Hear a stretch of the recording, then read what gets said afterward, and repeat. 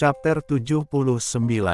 Terjebak Cinta Perjodohan. Pukul 11.30 siang, dokter yang menangani Alira keluar dari ruang operasi dengan wajah yang terlihat sangat lelah dan tidak bersemangat. Keluarga Fahri dan juga keluarga Alira yang sudah sampai sejak 2 jam yang lalu langsung berdiri dari tempat duduk mereka masing-masing dan menghampiri dokter dengan wajah yang berlinang air mata. Karena sejak tadi mereka hanya bisa menangis dan berdoa untuk Alira dan juga anaknya. Bagaimana dok? Tanya Mama Rita dan Ibu Vivi bersamaan. Operasinya sudah selesai. Anaknya selamat walaupun sedikit lemah, jawab dokter itu. Terus ibunya bagaimana dokter? Tanya Ayah Ilham dengan tatapan yang tidak bisa diartikan. Kita sudah berusaha sekuat dan semampu kita tapi... Kata-kata dokter itu tertahan. Tapi apa dokter? Apa yang terjadi sama putriku? Sambung Ibu Vivi. Apa maksud kamu dokter? Teriak Mama Rita. Detak jantung dan denyut nadi Ibu Alira sudah semakin melemah. Kita sudah melakukan berbagai cara tapi tidak ada perubahan membaik. Malahan semakin memburuk. Kata dokter itu yang membuat semuanya langsung menangis. Terutama Mama Rita dan Ibu Vivi, mereka langsung histeris sambil memeluk suaminya masing-masing. Dan saya mau mengatakan sesuatu, kata dokter itu lagi. Apa dok? Apa yang mau kamu katakan? Tanya Papa Indra. Detak jantung dan denyut nadi Ibu Alira yang masih ada itu hanya karena adanya alat yang masih terpasang di tubuhnya. Jadi ada baiknya kita segera melepaskan alat-alat medis dari tubuhnya biar dia tidak terlalu lama tersiksa. Tambah dokter itu. Setelah mendengar perkataan dokter itu, Ibu Vivi langsung pingsan, sedangkan Mama Rita langsung terduduk lemas di atas lantai sambil menangis dengan kencangnya memanggil-manggil nama Alira. Alira putriku, mengapa semua harus kayak gini Pak? Bagaimana dengan Fahri dan anaknya Pak? Kata Mama Rita kepada suaminya yang sudah memeluknya. Tunggu dulu dokter, biarkan alat itu terpasang. Kita harus menunggu suaminya, karena dia lebih berhak untuk memutuskannya dok, kata Ayah Ilham ke dokter itu, sedangkan Fahri masih berada di dalam mobil menuju rumah sakit, karena cuaca yang buruk dan hujan lebat, membuat pesawat yang ditumpangi Fahri mendarat di bandara tepat pukul 6.30 sore, dan pukul 7 mereka baru dalam perjalanan ke rumah sakit. Fahri sangat terpukul. Seakan-akan dunianya akan kiamat setelah mendengar kabar dari papanya barusan kalau Alira sudah tidak bisa diselamatkan, dan dia juga meminta kepada papanya untuk tidak melepaskan alat-alat medis dari tubuh Alira. Fahri menangis sampai tidak bisa untuk berkata-kata. Dia tidak bisa menerima semua ini. Dia tidak bisa hidup tanpa wanita yang teramat sangat dia cintai itu. Sedangkan Revan yang berada di sampingnya hanya bisa mengusap-ngusap pundaknya dan memeluknya. Dan tiba-tiba mobil mereka terhenti karena macet yang disebabkan ada banjir besar di depan sana. Dan tidak bisa dilewati kendaraan. Fahri yang begitu memikirkan istrinya langsung turun dari mobil dan berlari meninggalkan Revan tanpa berucap satu kata pun. Fahri berlari menuju rumah sakit dengan berlinang air mata. Dalam pikirannya hanya ada Alira. Dia tidak bisa membayangkan hidupnya tanpa Alira. Air mata yang membasahi wajahnya bercampur dengan air hujan yang membasahi seluruh tubuhnya. Alira, kamu nggak bisa ninggalin aku begitu saja. Bagaimana aku bisa membesarkan putra kita tanpa kamu? Alira, jangan tinggalkan aku Alira. Fahri berlari sambil berkata-kata dan berteriak dengan kerasnya di tengah jalan. Sedangkan Revan yang melihat Fahri pergi langsung menyusul. Karena dia takut terjadi apa-apa sama adiknya itu, Revan sangat kasihan kepada Fahri. Karena dia tahu betapa besar cinta Fahri terhadap Alira. Karena selama ini yang tahu Fahri hanyalah Revan. Revan tahu kalau Fahri tidak bisa menerima kenyataan ini, karena selama ini hanya Alira wanita satu-satunya yang mengisi hati Fahri. Fahri hanya mencintainya seorang, dia selalu menjaga hati dan dirinya hanya untuk wanita manjanya itu. Fahri berlari sampai dia terjatuh dan terluka, lutut tangan dan juga jidatnya berdarah karena dia terbentur aspal, namun dia tidak menghiraukannya, karena sakit di tubuhnya tidak seberapa sakit hatinya saat ini. Dia bangun dari jatuhnya dan kembali berlari sambil terus menangis, dan Revan yang melihatnya pun ikut menangis. Sampainya di rumah sakit, Fahri langsung berlari ke dalam mencari keberadaan keluarganya dan disusul Revan dari belakang. Semua orang yang melihat mereka hanya menatap tanpa suara, karena kebanyakan dari mereka sudah mengenali Fahri dan juga Revan. Apalagi keberadaan Alira dan kondisinya sudah diketahui semua orang yang ada di situ. Setelah berada tidak jauh dari ruang UGD, Fahri melihat keluarganya di depan UGD sedang menangis sambil berpelukan, dan itu membuatnya seperti tersambar petir. Dengan buru-buru dia langsung menghampiri mereka sambil berteriak, sedangkan keluarganya yang melihat tubuhnya yang basah kuyup dan terdapat darah di beberapa bagian tubuhnya tambah menangis. Karena mereka sangat merasa kasihan melihat Fahri yang begitu hancur. "Mama, Ma di mana Alira, Ma? Pa, di mana dia? Ayah, Alira dia mana? Ibu?" Fahri bertanya ke semua orang tuanya dan terakhir dia bertanya ibu mertuanya dan tanpa menjawab, Ibu Vivi langsung memeluknya dan menangis histeris sambil berkata, "Alira Fahri, Alira tidak akan bersama kita lagi. Fahri, kenapa harus begini?" Hiks, hiks, hiks, Ibu Vivi berkata-kata sambil menangis, "Jangan berkata seperti itu Bu, aku nggak bisa membayangkan itu," kata Fahri sambil mendekap ibu mertuanya ke dalam pelukannya. "Apapun yang terjadi, kita harus bisa menerima dan mengikhlaskannya Nak," kata Ayah Elham sambil mengusap-ngusap pundak Fahri. "Nggak.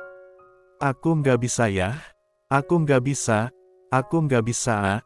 Hiks, hiks, hiks, teriak Fahri dan langsung terjatuh bersimpuh di lantai sambil menangis. Semua yang melihatnya ikut menangis. Mereka semua hancur tapi Fahri yang lebih hancur.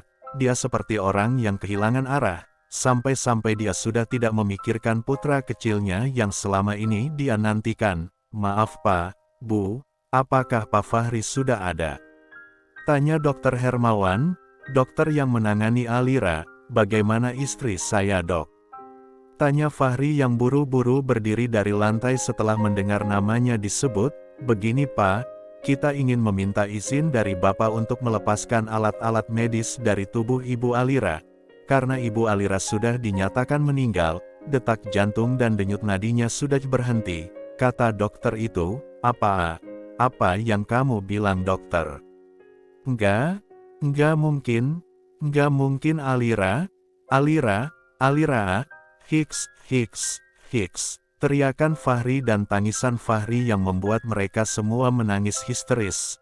"Mama, Ma, aku harus gimana Mama? Aku nggak bisa hidup tanpa dia Ma." Hiks, hiks, hiks, tangisan Fahri dalam pelukan mamanya. Semua orang yang menyaksikan Fahri ikut menangis. Walaupun ada beberapa dari keluarga pasien lain yang belum mengenalnya. Karena mereka sangat terharu melihat seorang lelaki yang begitu hancurnya kehilangan wanita yang amat dia cintai.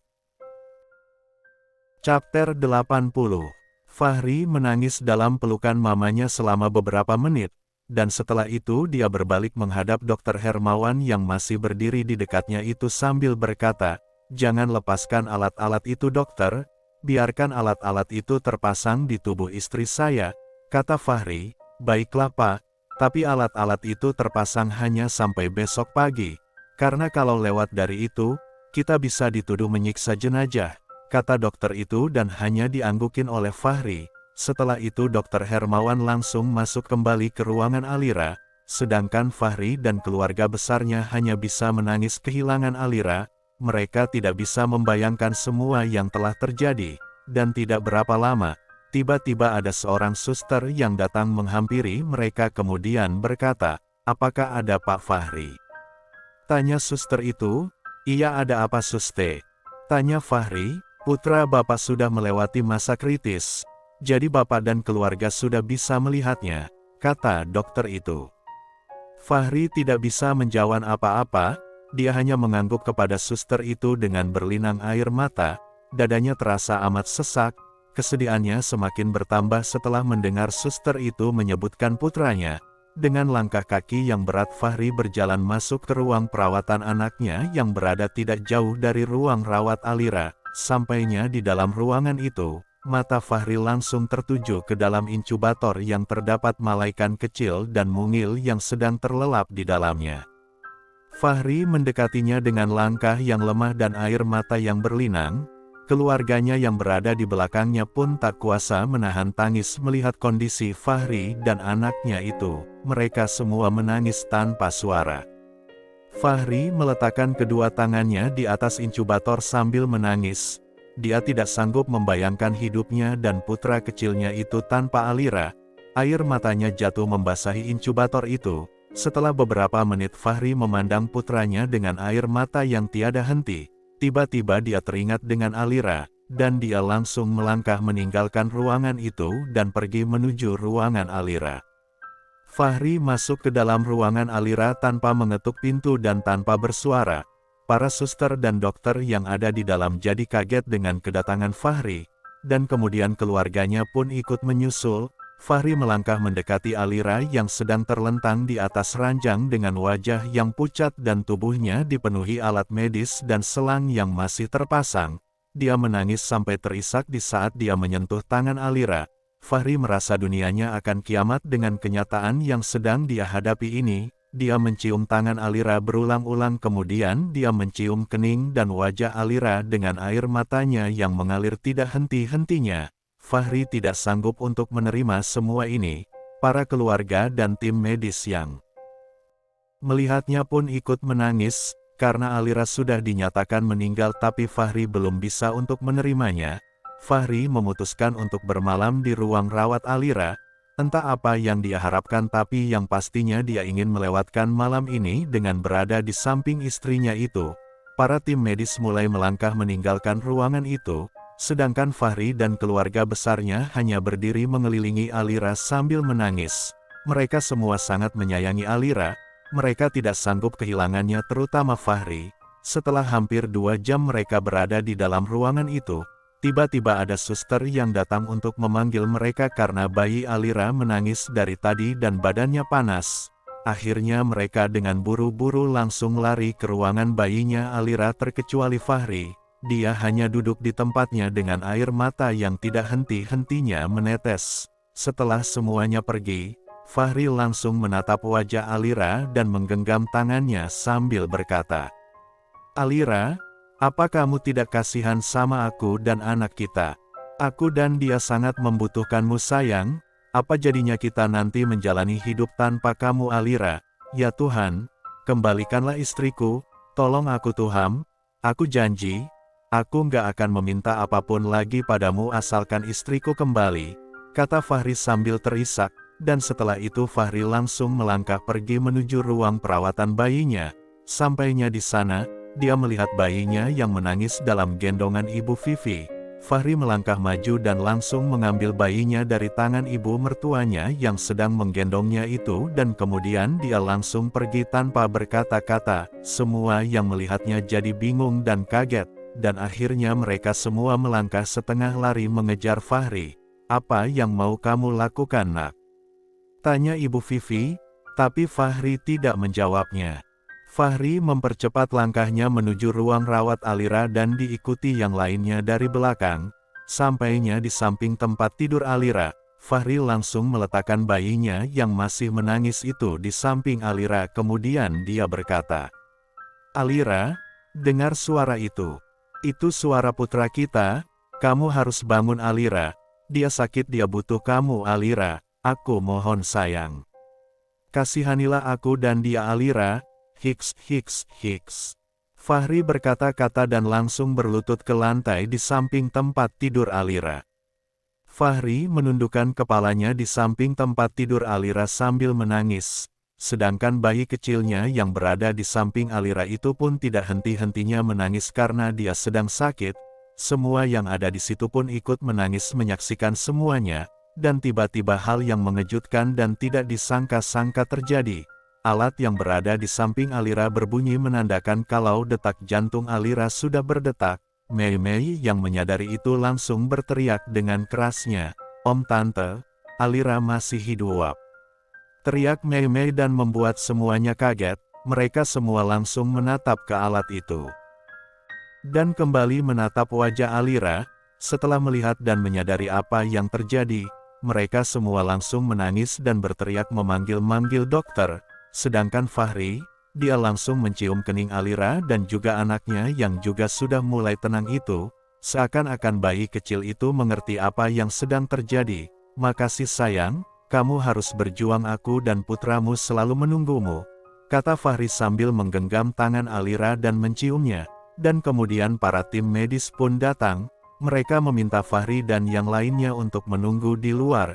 Dengan segera Fahri menggendong kembali bayinya dan melangkah keluar bersama keluarganya. Sampainya di luar, Mama Rita langsung mengambil cucunya yang sudah tenang dalam gendongan papanya itu. Mama Rita membawanya kembali ke ruang rawatnya dan memberikannya kepada suster yang ada di situ untuk menanganinya, sedangkan Fahri dan yang lainnya sedang menunggu di depan ruang rawat Alira dengan wajah cemas dan juga gelisah. Mereka menunggu di luar hampir 1 jam. Akhirnya dokter yang menangani Alira pun keluar dengan wajah yang tidak bisa diartikan. "Bagaimana keadaan istri saya, dokter?" tanya Fahri dengan wajah yang penuh harapan. "Ini benar-benar keajaiban. Ibu Alira sudah kembali, detak jantung dan denyut nadinya sudah normal. Aku sendiri bingung dan aku sangat bangga dengan pendirian Pak Fahri yang mempertahankan alat-alat medis di tubuh Ibu Alira sampai dia bisa kembali lagi. Aku turut bahagia Pak Fahri," kata dokter itu sambil memeluk Fahri. Chapter 81. Fahri dan keluarga besarnya sangat bahagia dengan semua mukjizat yang Tuhan kasih. Saking bahagianya sampai mereka tidak menyadari kalau waktu sudah menunjukkan pukul 2.30 dini hari. Fahri sangat bersyukur karena wanita yang sangat dicintainya itu tidak pergi meninggalkannya dan putra kecilnya itu. Kemudian Fahri melangkah ke ruang rawat putranya dan dia segera meminta pihak rumah sakit untuk memindahkan putranya ke ruang rawat Alira biar dia bisa menjaga istri dan juga anaknya bersamaan. Setelah putra kecilnya itu sudah dipindahkan ke ruang rawat Alira, Fahri langsung meminta Revan untuk membawa yang lainnya pulang karena waktu sudah menunjukkan pukul 3 dini hari, dan Revan pun segera melaksanakan apa yang diminta oleh Fahri. Karena mereka semua sudah sangat kelelahan apalagi mereka semua belum sempat beristirahat sejak Ted. Setelah semuanya pergi, Fahri langsung masuk ke dalam ruang rawat Alira dan di sana juga sudah ada putranya yang sedang terlelap di tempat tidur kecilnya yang berada dekat dengan tempat tidur Alira. Fahri berdiri bersandar di pintu sambil memandang ke arah kedua orang yang teramat sangat dia cintai itu dengan senyum yang terukir di wajah lesuhnya itu. Fahri sangat kelelahan karena dia belum sempat tidur sama sekali, tapi biar begitu, dia tidak mau memejamkan matanya walau hanya untuk beberapa menit saja. Di saat dia sedang asik memandang istri dan anaknya itu tiba-tiba Fahri teringat dengan ponsel Alira yang dia lupakan di kamar mandi yang terdapat di ruang rawat Alira itu. Dia melupakannya di saat dia mandi tadi. Ponsel itu diberikan Bi Ina kepada Fahri sejak tadi dan Fahri pun langsung memasukkannya di dalam saku celananya. Dan di saat mandi tadi, Fahri menggantungkan celananya di kamar mandi dan setelah selesai mandi dia keluar tanpa mengambil ponsel Alira itu. Fahri segera melangkah ke dalam kamar mandi dan mengambil ponsel itu. Kemudian dia keluar dan duduk di tempat tidur yang memang disediakan untuknya di dalam ruang rawat Alira. Kemudian Fahri menyalakan ponsel Alira yang sudah mati semenjak Alira terjatuh dari tangga dan setelah itu dia membuka semua panggilan dan pesan. Entah kenapa tapi di dalam benaknya timbul kecurigaan setelah dia menyalakan ponsel itu. Dan tiba-tiba mata Fahri terbelalak di saat membaca pesan terakhir yang masuk. Fahri sangat emosi saat membaca pesan yang dikirim Bella kepada Alira. Dan Fahri pun menyadari penyebab dari kecelakaan yang dialami oleh istrinya itu. Dia mengepalkan tangannya, dadanya terasa sakit dan nafasnya memburu saking marahnya. Dan tidak pakai lama, Fahri langsung menyuruh orangnya yang berada di Amerika untuk melaporkan Bella ke pihak yang berwajib. Sebenarnya Fahri ingin menghabisinya langsung tapi dia takut Alira tidak akan percaya dengannya karena dia sudah sangat paham dengan sifat istrinya itu. Dan tidak pakai lama, orang suruhan Fahri langsung bergerak dan Bella pun ditangkap. Bella dan papanya sangat kaget dengan tindakan Fahri. Tapi mereka pun tidak bisa untuk melawan sama sekali, karena perusahaan dan bisnis papanya Bella itu berada di bawah kekuasaan Fahri. Saham terbesar di perusahaan mereka itu milik Fahri. Fahri sangat marah dengan apa yang dilakukan Bella, dan dia sudah memikirkan langkah yang harus dia ambil biar Bella bisa kapok dan tidak mengganggu hidup mereka lagi. Kali ini Fahri tidak akan kasih ampun lagi buat Bella karena perbuatan Bella itu hampir membuat Fahri kehilangan dua orang yang sangat berarti dalam hidupnya. Fahri tidak tidur sampai pagi, pukul 5.30 tepat Fahri yang berada di samping tempat tidur Alira jadi kaget di saat dia melihat tangan dan mata Alira yang mulai bergerak. Dengan segera Fahri langsung berdiri kemudian berjongkok ke dekat Alira sambil meraih tangan Alira dan berkata, "Alira, Alira kamu sudah sadar," kata Fahri bersemangat, dan Alira yang mendengar namanya dipanggil-panggil langsung membuka matanya perlahan dan menatap wajah tampan yang berada tepat di depan wajahnya itu tanpa berucap satu kata pun. Alira sangat emosi dan sakit hati di saat dia teringat dengan pesan yang dikirim Bella kemarin, dan karena pesan itu sampai dia jadi seperti sekarang ini. Fahri yang melihat mata Alira yang berkaca-kaca dan tidak bersuara jadi panik dan khawatir. Dia berpikir mungkin Alira sedang merasakan sakit tapi dia tidak bisa untuk mengatakannya. Akhirnya Fahri langsung menelpon pihak rumah sakit untuk memberitahukan keadaan Alira dengan menggunakan telepon yang ada di situ, dan tidak berapa lama datanglah Dokter Hermawan dan dua orang suster. Mereka langsung memeriksakan keadaan Alira sedangkan Fahri, dia hanya berdiri dengan wajah panik dan khawatir di samping tempat tidur anaknya sambil menatap Alira, dan Alira yang sedang diperiksa itu tidak sedikit pun menatap atau melirik Fahri sama sekali. Karena dia sangat kecewa dan sakit hati terhadap suaminya itu, itulah kelemahan Alira, dia sangat gampang terhasut oleh orang lain. Selesai memeriksa dan melepaskan oksigen dari hidung Alira, Dokter Hermawan langsung berbalik menghadap Fahri dan berkata, "Kondisi Ibu Alira sudah membaik, hanya dia masih sedikit lemah dan tidak boleh terlalu banyak bergerak, karena luka operasinya masih baru. Takut kenapa-napa dan Ibu Alira masih tetap berpuasa sampai dia kentut baru bisa makan," kata Dokter Hermawan. Fahri yang mendengar keadaan istrinya yang sudah membaik sangat bahagia. Dia langsung menyalami dan memeluk Dokter Hermawan sambil mengucapkan terima kasih dengan suara yang bergetar karena sangat terharu. Setelah itu, Dokter Hermawan dan para suster langsung pergi meninggalkan ruang rawat Alira. Sedangkan Alira dia hanya menatap putra kecilnya yang masih terlelap itu dengan air mata haru dan bahagia yang membasahi wajah cantiknya itu. Sedangkan Fahri hanya menatap Alira sambil tersenyum dan kemudian dia melangkah mendekati Alira. Sampainya di samping Alira, Fahri hendak menghapus air mata Alira dengan tangannya namun Alira segera mengebaskan tangan Fahri dan langsung membuang muka dari Fahri. Alira membuang mukanya dari Fahri dan langsung menangis tanpa berkata-kata. Fahri yang melihatnya sudah menyadari apa yang membuatnya seperti itu, karena Fahri sudah sangat tahu dengan sifat istrinya yang cepat percaya sesuatu dan mudah cemburu. Fahri hanya menatap Alira dari samping sambil menarik nafas panjang dan membuangnya perlahan, sedangkan Alira dia tidak berkata-kata, hanya suara isakan yang didengar di dalam ruangan itu. Chapter 82.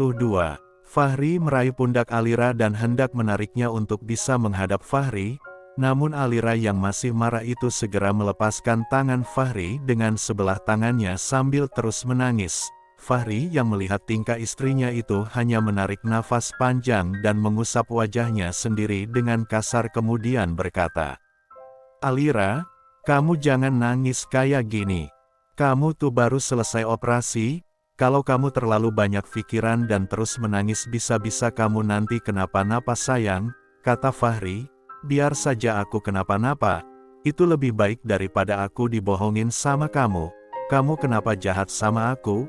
Aku menunggumu dan merindukanmu siang malam, tapi kamu di sana malah asik sama wanita penggoda itu," kata Alira dengan suara lemah dan bergetar karena menangis. Fahri yang mendengar kata-kata Alira barusan sangat marah dan kecewa. Karena Alira mengatakan itu tanpa memikirkan apa-apa, dia tidak tahu apa yang dirasakan dan dilakukan Fahri selama dia tidak sadar dan dinyatakan meninggal oleh Dr. Hermawan. Dengan kecewa Fahri meraih pundak Alira dan menariknya untuk berbalik, namun Alira tetap tidak mau untuk berbalik. Akhirnya Fahri berdiri dari duduknya dan berkata, "Kalau kamu tidak mau untuk menatapku, aku akan pergi dari sini, biar mama dan ibu yang menjagamu saja," kata Fahri. Mendengar perkataan Fahri, Alira langsung menaikkan suara tangisnya sampai membuat Fahri terkejut dan panik. Fahri yang tadinya mau melangkah pergi segera berjongkok dan memeluk Alira sambil berkata, "Aku tidak pernah melakukan apa-apa sama Bella Alira. Demi Tuhan dan demi anakku ini Alira, kenapa kamu lebih mempercayai orang daripada aku suamimu?" Fahri berkata-kata sampai dia meneteskan air matanya. "Alira, apa yang membuat kamu begitu meragukan aku? Sudah berulang kali aku jelaskan dan bersumpah padamu tapi kamu tetap kayak gini. Sampai-sampai cemburumu itu membuatmu dan anak kita celaka," tambah Fahri. "Kamu tahu nggak? Aku tuh hampir gila di saat Dokter Hermawan menyatakan kalau kamu sudah meninggal. Saat itu aku merasa seakan-akan duniaku akan kiamat. Itu karena apa? Karena aku sangat mencintaimu dan takut kehilanganmu Alira. Jadi bagaimana mungkin aku bisa menduakanmu?" kata Fahri sambil terisak. "Aku nggak tidur dari kemarin sampai saat ini. Aku nggak bisa makan hanya karena memikirkanmu Alira. Aku bersumpah di hadapanmu dan anak kita, demi nama Tuhan, kalau aku pernah menduakanmu, saat itu juga nyawaku akan diambil oleh Tuhan," kata Fahri yang membuat Alira langsung berteriak, "Nggak, aku nggak mau dengar itu. Aku nggak butuh sumpah itu, maafkan aku Mas, aku salah sudah berpikir macam-macam terhadapmu dan sudah meragukan cintamu," kata Alira sambil berbalik memeluk tubuh kekar suaminya itu. "Sudah jangan menangis lagi sayang, aku nggak akan pernah meninggalkanmu dan anak kita akan tetap bersama, tapi satu yang Mas minta, kalau ada kabar apapun, kamu jangan langsung percaya sebelum menanyakan itu langsung kepada Mas," kata Fahri sambil menatap istrinya dan kemudian mengecup keningnya. "Bella sudah ditangkap dan dipenjarakan," kata Fahri lagi setelah kembali duduk di kursi yang berada di samping tempat tidur Alira. "Memangnya kenapa Mas? Siapa yang membuatnya ditangkap?" Ranya Alira bingung sambil menghapus air matanya. "Aku menyuruh orangku yang berada di sana untuk melaporkan dia dan memenjarakan dia setelah aku baca pesan yang dia kirim padamu. Karena aku yakin pesan itu yang membuatmu sampai celaka," jelas Fahri. "Iya Mas, pesan itu masuk di saat aku sedang menuruni tangga, dan di saat aku membacanya, aku langsung menangis dan merasa lemas dan akhirnya aku terjatuh," jawab Alira. "Sudah nggak usah pikirkan itu lagi. Karena Mas akan menghancurkan dia dan keluarganya, Mas sudah menyuruh Revan untuk menarik semua saham yang ada di perusahaan mereka, dan membatalkan semua kerjasama kita, biar dia tahu rasa," kata Fahri sambil merapikan rambut Alira. Pukul 9 pagi tepat, keluarga besar Alira dan juga Fahri sudah tiba di rumah sakit. Mereka langsung melangkah masuk ke dalam ruangan Alira. Sampainya di sana, mereka melihat Alira sedang disuapi makan oleh seorang suster, dan suster yang satunya lagi sedang menggantikan baju si bayi. Sedangkan Fahri dia sedang terlelap di tempat tidur yang disiapkan untuknya di dalam ruangan Alira. "Sayang, kamu sudah sadar dan sudah sembuh," kata Mama Rita dan Papa Indra sambil mencium kening Alira dengan berlinang air mata. Sedangkan orang tua Alira dan Firman kakak laki-laki Alira jadi terharu dan bahagia melihat kasih sayang Fahri dan keluarganya terhadap Alira. Orang tua dan neneknya Fahri sangat menyayangi Alira seperti mereka menyayangi Fahri. Mereka semua mencium kening Alira bergantian sambil meneteskan air mata bahagia mereka. Setelah itu Papa Indra langsung ke kantor bersama Ayah Ilham dan Firman karena ada rapat mengenai saham. Dan Ayah Ilham juga punya saham yang cukup besar di perusahaan Papa Indra juga Fahri. Dan Revan juga langsung mengantarkan Mei Mei ke kampus baru. Setelah itu dia ke kantor karena dia harus menangani semuanya sendiri hari ini. Sedangkan yang lainnya memilih untuk tetap di rumah sakit menjaga Alira dan juga bayinya. Pukul 3.30 sore Fahri terbangun karena dia merasa lapar. Dia bangun dan langsung terduduk di tempat tidur, dan seketika dia langsung tersenyum kepada wanita cantiknya yang juga sedang tersenyum padanya dari arah sana. "Makan dulu nak. Itu ibu sudah siapin," kata Ibu Vivi setelah melihat Fahri yang sudah terduduk dengan wajah yang lesu. "Iya bu," jawab Fahri, "ayo sana makan. Tuh sudah disiapin sama ibu kamu, dia sibuk sama makanan kamu sampai dia lupa belikan punya mama," kata Mama Rita dan mereka semua langsung tertawa. Bersamaan, selesai makan Fahri langsung bergabung dengan Mama Rita, Ibu Vivi dan grandmanya yang sedang mengelilingi Alira dan bayinya di atas tempat tidur. "Fahri, kamu sudah punya nama buat anak kamu?" tanya grandma. "Iya grandma, sudah jauh hari aku persiapkan." "Siapa namanya?" tanya Mama Rita dan Ibu Vivi bersamaan. "Namanya Faris Permana," jawab Fahri sambil tersenyum menatap putranya itu. "Iya, itu nama yang bagus, ibu suka," jawab Ibu Vivi. "Iya, mama juga suka, apalagi namanya hampir mirip sama nama kamu," sambung Mana Rita. "Kalau kamu suka nggak sayang?" tanya grandma kepada Alira. "Suka dong grandma, yang pilih nama itu kan aku sama Mas Fahri," jawab Alira. Dan setelah itu mereka langsung tersenyum dan menatap bayi kecil yang sedang terdiam di samping Alira itu sambil memanggil-manggil nama barunya yang dikasih sama papa dan mamanya itu.